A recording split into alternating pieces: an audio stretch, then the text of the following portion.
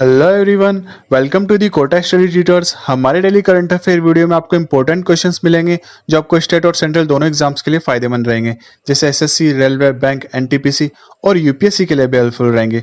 तो चलिए आज के सेशन की शुरुआत करते हैं। तो आज हमारा क्विज क्वेश्चन है कि सूर्य की बाहरी परत को क्या कहते हैं। तो बताइए कि जो सूर्य की बाहरी परत होती है उसको क्या कहा जाता है, यानी कि जो सन की आउटर लेयर है उसको क्या कहते हैं। तो हमारे पास में चार ऑप्शन है और हमें इसका आंसर कमेंट बॉक्स में देना है। तो ठीक है, तो आपको सबको इसका आंसर कहाँ देना है, कमेंट बॉक्स में देना है। और हम आज के करंट अफेयर की तरफ चलते हैं। तो हमारे आज के करंट अफेयर का पहला क्वेश्चन है कि कोविड-19 इन्फेक्शन के मामले में भारत दुनिया में किस स्थान पर है। तो बताइए कोविड-19 के इन्फेक्शन के मामले में भारत दुनिया में कौन से स्थान पर है। तो हमारा यहाँ पर आंसर होगा 10वें स्थान पर है। ओके, तो जॉन्स हॉपकिंस यूनिवर्सिटी यूएसए के डेटा के अनुसार भारत अब 10वें स्थान पर है और भारत शायद आने वाले दिनों में और ऊपर आ जाए। 23 मई तक ईरान 10th नंबर पर था, अब वो 11th पर चला गया। लेकिन डेथ के मामले में अभी भी ईरान भारत से आगे है और वर्ल्डोमीटर के अनुसार भारत में 1,47,000 से ज़्यादा मरीज हो चुके हैं, जबकि मरने वालों की संख्या लगभग 4200 हो चुकी है। और बीबीसी की एक रिपोर्ट के अनुसार भारत में जुलाई की शुरुआत तक 6,30,000 से 21 लाख लोगों तक संक्रमण फैल सकता है, क्योंकि संक्रमण के मामले हर 13 दिन में दोगुने हो रहे हैं। और कोरोना इन्फेक्शन के मामले में अभी टॉपर कौन चल रहा है वो हम सब जानते ही है, अमेरिका टॉपर चल रहा है। तो ये था हमारा पहले सवाल के बारे में। अब हम अगले सवाल की तरफ चलते हैं। तो हमारा अगला क्वेश्चन है कि कोविड-19 के इलाज में हाइड्रोक्सीक्लोरोक्विन यानी कि एचसीक्यू के ट्रायल पर किस अंतर्राष्ट्रीय संगठन ने रोक लगा दी है। तो बताइए इनमें से किस अंतर्राष्ट्रीय संगठन ने हाइड्रोक्सीक्लोरोक्विन के ट्रायल पर रोक लगा दी है। तो ये रोक लगा दी गई है WHO द्वारा। ठीक है, तो WHO द्वारा ये रोक लगा दी गई है। और कुछ टाइम पहले तक तो मलेरिया के इलाज में इस्तेमाल की जाने वाली दवा हाइड्रोक्सीक्लोरोक्विन को कोरोना वायरस के इलाज में भी असरदार माना जा रहा था, लेकिन अब WHO ने कोविड-19 के इलाज के तौर पर हाइड्रोक्सीक्लोरोक्विन के ट्रायल पर फिलहाल रोक लगा दी है, क्योंकि कुछ दिन पहले फेमस मैगजीन द लेसेंट ने कहा था कि कोरोना जो क्लोरोक्विन है और जो हाइड्रोक्सीक्लोरोक्विन है इससे फ़ायदे मिलने का कोई सबूत नहीं मिला है। और उल्टा ये दावा किया कि क्लोरोक्विन और हाइड्रोक्सीक्लोरोक्विन के इस्तेमाल से कोविड-19 जो पेशेंट है इनकी जो मोर्टेलिटी रेट है वो बढ़ रही है, यानी कि जो मृत्यु दर है वो बढ़ रही है। तो ये दावा किया गया था, इस वजह से इसके ट्रायल पर अब रोक लगा दी है। अब हम अगले सवाल की तरफ चलते हैं। तो हमारा अगला सवाल है कि विश्व थायराइड दिवस कब मनाया जाता है, यानी कि वर्ल्ड थायराइड डे कब मनाया जाता है। तो इसका आंसर होगा हमारे पास में 25 मई को विश्व थायराइड दिवस मनाया जाता है। अब मैं आपको थोड़ा सा थायराइड के बारे में बता देता हूँ। तो थायराइड एक ग्रंथि होती है, यानी कि एक ग्लैंड होती है जो गले में बिल्कुल सामने की ओर होती है। ये ग्लैंड हमारे शरीर के मेटाबॉलिज्म को कंट्रोल करती है। इसके अलावा ये हमारे हार्ट, मसल्स, हड्डियों व कोलेस्ट्रॉल को भी इफेक्ट करती है। जब ये ग्लैंड हार्मोन रिलीज करना बंद कर देती है या फिर कम कर देती है हार्मोन रिलीज करना, तो इसे थायराइड प्रॉब्लम कहते हैं। और अब मैं आपको थोड़ा सा थायराइड प्रॉब्लम के रीज़न बता देता हूँ कि किस किस कारण से आपको थायराइड प्रॉब्लम हो सकता है। तो अगर आयोडीन की कमी होगी तो आयोडीन की कमी से भी थायराइड प्रॉब्लम हो सकता है, और जेनेटिक प्रॉब्लम्स की वजह से भी थायराइड प्रॉब्लम हो सकता है। और अगर आप डिप्रेशन में हैं तो डिप्रेशन की वजह से भी थायराइड प्रॉब्लम हो सकता है, और ज़्यादा मेडिसिन लेने से भी थायराइड प्रॉब्लम हो सकता है। तो ये था थायराइड प्रॉब्लम्स के बारे में। अब हम अगले सवाल की तरफ चलते हैं। हमारा अगला क्वेश्चन है कि मई 2020 में किस राज्य ने खेल को उद्योगों का दर्जा दिया है। तो बताइए इसमें से किस राज्य ने खेलों को उद्योगों का दर्जा दिया है। तो ये दिया गया है मिजोरम की सरकार द्वारा। ठीक है, तो इसका उद्देश्य खासतौर पर रोजगार को बढ़ाना है। वैसे तो हम देखते हैं कि गेम्स पहले से इंडस्ट्री बन चुका है, लेकिन मिजोरम ने इसे ऑफिशियल तौर पर इंडस्ट्री का दर्जा दिया है। जो मिजोरम के मंत्रिमंडल ने राज्य में गेम्स को बढ़ावा देने के लिए 22 मई को यह फैसला किया था।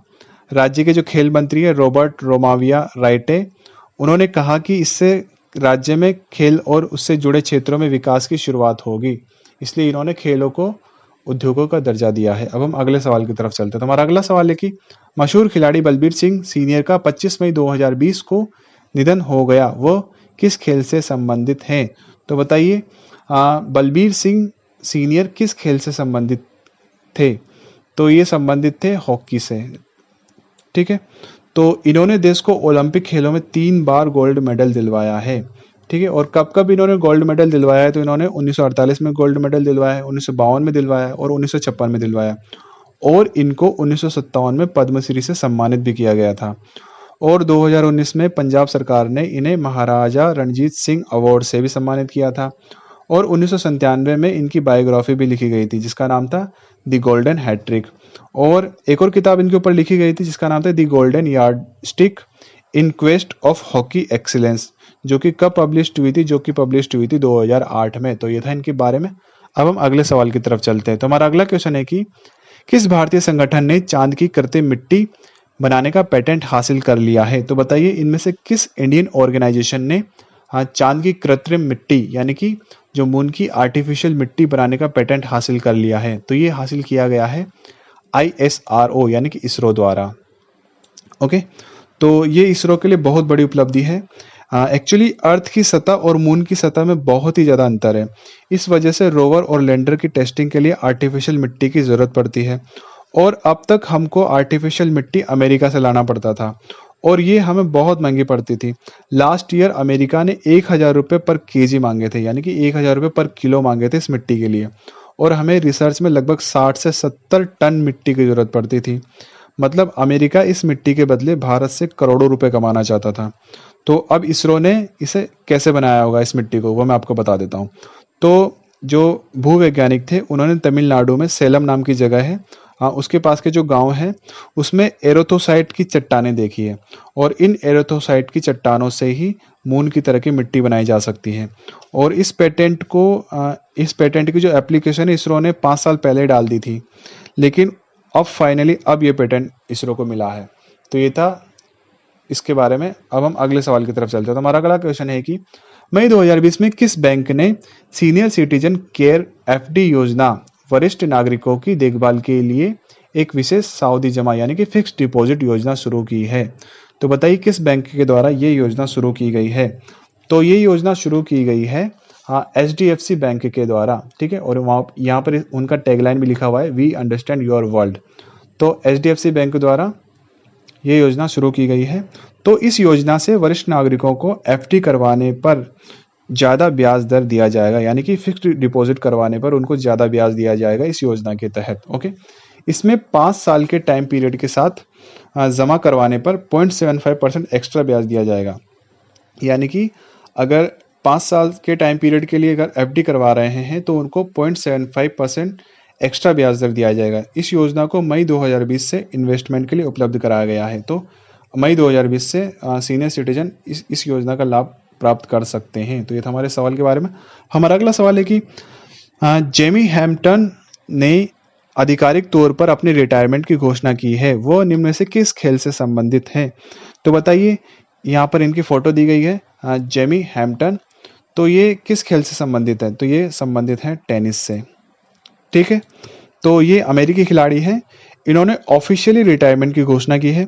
इन्होंने अपने टेनिस करियर के दौरान 5 साल इंटरनेशनल टेनिस फेडरेशन खिताब जीते हैं, लेकिन पिछले 5 वर्षों में कई चोटों और 18 महीने के टाइम पीरियड में 6 सर्जरी ने उनके करियर को अचानक रोक दिया है और इससे उनको रिटायरमेंट लेना पड़ा। तो रिटायरमेंट लेने की घोषणा इन्होंने की है जेमी हैम्पटन ने। और ये किस खेल से जुड़ी हुई है, ये टेनिस से जुड़ी हुई है। अब हम अगले सवाल की तरफ चलते हैं। तो हमारा अगला क्वेश्चन है कि किस राज्य के मुख्यमंत्री ने प्रत्येक ग्राम पंचायत में श्रम सिद्धि अभियान शुरू किया है। तो बताइए इनमें से किस राज्य के मुख्यमंत्री द्वारा श्रम सिद्धि अभियान शुरू किया गया है। तो वो शुरू किया गया है मध्य प्रदेश की सरकार द्वारा। ठीक है, तो इस अभियान से जिन मजदूरों के पास जॉब कार्ड नहीं है उनको भी काम दिया जाएगा। ठीक है, जिनके पास जॉब कार्ड नहीं होगा उनको भी काम दिया जाएगा। जो अकुशल मजदूर हैं उनको मनरेगा के तहत काम दिया जाएगा और जो कुशल मजदूर हैं उनको उनकी क्षमता के अनुसार काम दे दिया जाएगा। ठीक है, तो अब मैं थोड़ा सा आपको MP के बारे में बता देता हूँ। तो MP के जो गवर्नर है उनका नाम है लालजी टंडन और यहाँ के जो मुख्यमंत्री है उनका नाम है शिवराज सिंह चौहान। अब हम अगले सवाल की तरफ चलते हैं। हमारा अगला क्वेश्चन है कि मई 2020 में दिल्ली राज्य उपभोक्ता विवाद निवारण आयोग के अध्यक्ष के रूप में किसे नियुक्त किया गया है। तो बताइए दिल्ली राज्य उपभोक्ता विवाद निवारण आयोग के अध्यक्ष के रूप में किसे नियुक्त किया गया है। तो यहाँ पर इनकी फोटो, इनका नाम है जस्टिस संगीता ढींगरा सहगल। ओके, तो इनको नियुक्त किया गया है। यह दिल्ली हाई कोर्ट की जज हैं। इनको दिल्ली राज्य उपभोक्ता विवाद निवारण आयोग के अध्यक्ष के रूप में नियुक्त किया गया है। जून 2020 में हाई कोर्ट से रिटायरमेंट के बाद जल्दी नई पोस्ट को ज्वाइन कर लेंगी ये। और यहाँ आपको बता दूं कि जो हाई कोर्ट के जज की रिटायरमेंट की जो उम्र होती है वो होती है 62 साल। ठीक है, तो 62 साल की उम्र के बाद में हाई कोर्ट के जज को रिटायर होना पड़ता है। ये था हमारे सवाल के बारे में। अब हम अगले सवाल की तरफ चलते हैं। तो हमारा अगला सवाल है कि मई 2020 में किसने दुनिया की पहली 3D न्यूज़ एंकर लॉन्च की है। तो बताइए कि दुनिया की पहली 3D न्यूज़ एंकर किसके द्वारा लॉन्च की गई है, इनमें से कौन से देश ने इसको लॉन्च किया है। तो ये लॉन्च की गई है चाइना के द्वारा। ओके, तो चाइना की गवर्नमेंट एजेंसी शिनहुआ की ओर से बताया गया है कि ये 3D न्यूज़ एंकर आसानी से घूम सकती है और जैसी खबर होती है ये अपने चेहरे के हाव भाव को वैसा ही बदल सकती है और अपने सिर के बालों और ड्रेस में भी ये चेंज कर सकती है। और आने वाले समय में ये 3D एंकर ऐसे ही चैनलों पर खबर पढ़ते हुए नज़र आ सकती है। तो ये है इनकी फ़ोटो, तो ऐसी नज़र आएंगी हमको आने वाले टाइम पर न्यूज़ चैनलों पर, ये ऐसे एंकर नज़र आएंगे हमको। अब हम अगले सवाल की तरफ चलते हैं। तो हमारा अगला क्वेश्चन है कि 2020 में हुनर हाट को लोकल टू ग्लोबल थीम के साथ किस महीने से फिर से शुरू किया जाएगा। तो बताइए कि हुनर हाट को अब वापस कब से शुरू किया जाएगा। तो इसको शुरू किया जाएगा सितंबर महीने से। और अब इसका थीम क्या रखा जाएगा, इसका थीम रखा जाएगा लोकल टू ग्लोबल। ओके, तो अब मैं आपको थोड़ा सा इसके बारे में बता देता हूं। तो कोरोना महामारी के कारण लगभग 5 महीनों के अंतराल के बाद में हुनर हाट सितंबर 2020 से लोकल टू ग्लोबल की थीम के साथ में फिर से शुरू होगी। और अब हुनर हाट क्या होता है तो वो भी बता देता हूं आपको।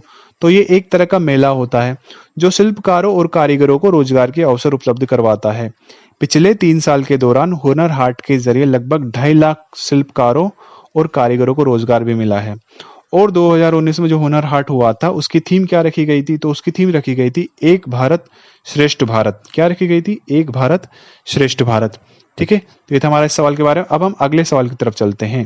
तो हमारा अगला क्वेश्चन है कि भारतीय खेल प्राधिकरण ने 2749 खेलो इंडिया एथलीटों के खातों में जेब भत्ते के रूप में कितने रुपए जमा किए हैं। तो बताइए कि भारतीय खेल प्राधिकरण ने कितने रुपए जमा किए हैं इतने 2749 एथलीटों के अकाउंट में। तो उन्होंने जमा किए हैं 30,000 रुपए पर एथलीट। ओके, तो टोटल अमाउंट 8 करोड़ 25 लाख रुपए का था। यह पैसा डायरेक्ट उनके बैंक अकाउंट में पहुंचाया गया है और मई के एंड तक बाकी बचे 144 एथलीटों को भी रुपए दे दिए जाएंगे, जिससे कुल 2893 एथलीटों को जेब भत्ता मिल जाएगा, यानी कि पॉकेट अलाउंस मिल जाएगा। तो ये था इस सवाल के बारे में। अब हम अगले सवाल की तरफ चलते हैं। तो हमारा अगला क्वेश्चन है कि किस राज्य के मुख्यमंत्री ने राज्य में कोरोना वायरस संक्रमण के कारण मरने वालों के परिजनों को 4 लाख रुपए की अनुग्रह राशि देने की घोषणा की है। तो बताइए किस राज्य के मुख्यमंत्री ने जो कोरोना वायरस के कारण जो मरेंगे उनको, उनके परिजनों को 4 लाख रुपए की राशि देने की घोषणा की है। तो बिहार के मुख्यमंत्री नीतीश कुमार के द्वारा ये घोषणा की गई है। कौन से, बिहार के मुख्यमंत्री द्वारा ये घोषणा की गई है। और ये सहायता सीएम रिलीफ फंड से दी जाएगी। बिहार में अब तक 13 से ज्यादा लोगों की मौत हो चुकी है और पॉजिटिव केसेस भी 2600 के पार हो चुके हैं। अब आपको बिहार के बारे में बता देता हूं मैं थोड़ा सा। तो बिहार के जो गवर्नर है उनका नाम है फागू चौहान। क्या नाम है, फागू चौहान। और यहाँ पर वाल्मीकि राष्ट्रीय उद्यान भी है। अब हम अगले सवाल की तरफ चलते हैं। तो हमारा अगला सवाल है कि निम्न में से किसके द्वारा विकसित एक टीके को, यानी कि एक वैक्सीन को अब पुणे के नायडू अस्पताल में आयुर्वेदिक सूत्र, यानी कि जो आयुर्वेदिक फॉर्मूले के साथ कोविड-19 पेशेंट पर टेस्टिंग किया जा रहा है। तो इसमें सीधा सा मतलब ये है कि इनमें से किस इंस्टीट्यूट ने एक वैक्सीन बनाई है जिसको नायडू अस्पताल में आयुर्वेदिक फॉर्मूले के साथ में कोविड-19 के जो पेशेंट है उन पर टेस्टिंग किया जा रहा है। तो किस इंस्टीट्यूट ने बनाया था वो वैक्सीन, वो बनाया गया था सीरम इंस्टीट्यूट द्वारा। ठीक है, तो सीरम इंस्टीट्यूट ने एक वैक्सीन बनाई है जिसको कि पुणे के नायडू अस्पताल में आयुर्वेदिक फॉर्मूले के साथ कोविड-19 के पेशेंट्स पर टेस्टिंग किया जा रहा है। और इसको अमेरिकी बायोटेक्नोलॉजी कंपनी कोडजेनिक्स की हेल्प से बनाया गया है। तो इस वैक्सीन को किसके हेल्प से बनाया गया था, अमेरिकी बायोटेक्नोलॉजी कंपनी कोडजेनिक्स की हेल्प से बनाया गया था। अब हम अगले सवाल की तरफ चलते हैं।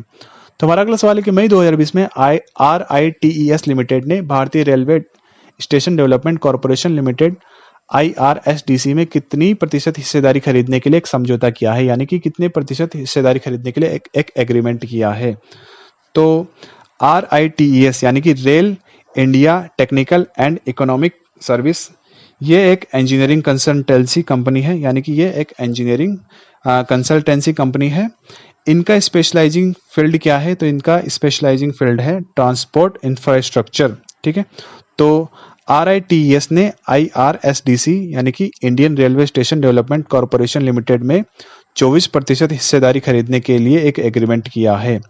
अब मैं आपको बता देता हूं कि IRSDC क्या करता है। तो रेलवे स्टेशन के जो रीडेवलपमेंट करने का काम होता है वो इसी का होता है। किसका? IRSDC।